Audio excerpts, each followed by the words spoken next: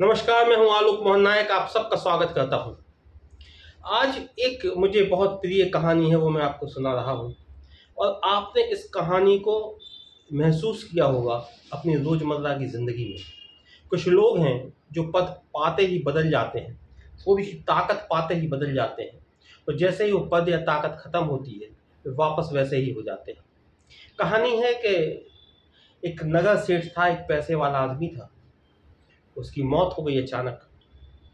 तो जिन लोगों को उससे पैसे चाहिए थे उन लोगों ने तो जाके अपने पैसे वसूल लिए। लेकिन जिन लोगों को पैसे देने थे उन्होंने दिए नहीं। तो नगर सेठ की हालत खराब हो गई। उसका जो पैसा था वो चला गया, जो पैसा आना था वो आया नहीं। उसकी पत्नी बहुत गरीबी में समय काटने लगी।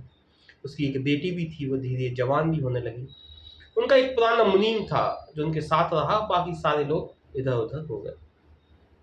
बेटी जब जवान हुई, कुछ दिनों बाद वो शादी के योग हुई, तो जो नगर सेठानी थी पूर्व की, उसको तनाव हुआ, टेंशन हुआ कि अब गरीबी का समय है, बेटी के लिए योग वर्ग कैसे खोजा जाए, क्या किया जाए। तो एक दिन जो उसके यहाँ नाइन आती थी, उसने उसी से कहा कि तुम पूरे शहर में अलग अलग घरों में जाती हो, तुम खोजना कि कोई एक योग वर्ग हो मेरी बेटी के लिए, तो उसकी शादी के लिए मैं बात चलाऊँ। तो नाइन कहने लगी कि मेरा ही बेटा है, बहुत योग्य है, अच्छा है, आप चाहे तो उससे शादी हो सकती है। सेठानी चुप रही, लेकिन जैसे ही वो नाइन गई तो रोने लगी।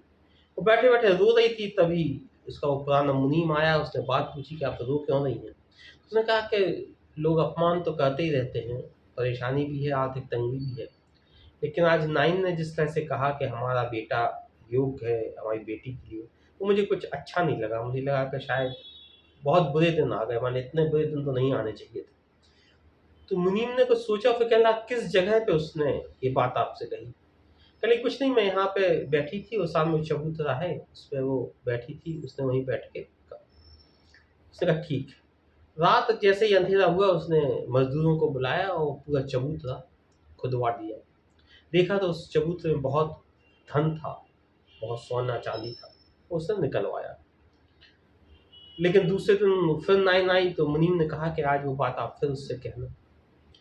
तो नाइन आई तो सेठानी ने उससे कहा कि तुमने कल एक बात कही थी कि तुम्हारा बेटा योग्य है, तो मैं उससे शादी कर देती हूँ अपनी बेटी की, क्योंकि और कोई योग्य बेटा हमको मिल लेंगे। लेकिन आज उसके नाइन के पास वो ताकत नहीं थी, वो धन की, वो पैसे की जो गर्मी थी आज वो नहीं थी, वो तपिश नहीं थी। वो कहने लगी, आप कैसी बात कर रही हैं, मैंने ऐसा कहा ही नहीं था, ऐसा मैं सोच भी नहीं सकती कि मैं मेरा बेटा आपकी बेटी से शादी करे।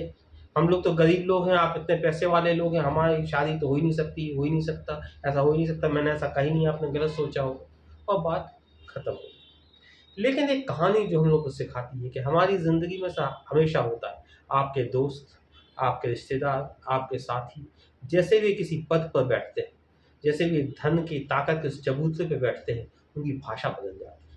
और जैसे ही वो उस धन के चबूतरे से, उस पद के चबूतरे से उतरते हैं, उनकी भाषा फिर बदल जाती है।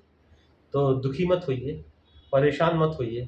ज़िंदगी में ऐसा कई बार लोग किसी चबूतरे पर बैठकर धन के या ताकत के आपको अपमानित करते रहेंगे, कहते रहेंगे, लेकिन वो जैसे ही उस ताकत से नीचे उतरेंगे, वो वापस वहीं पे आ जाएँगे जहाँ पर वो थे। तो बेवजह दुखी मत होइएगा, परेशान मत होइएगा। ये उपदेश नहीं है, एक कहानी थी, मुझे पसंद आई, तो मैंने सोचा आप सब लोगों को सुना दूँ। आज के लिए इतना ही। नमस्कार।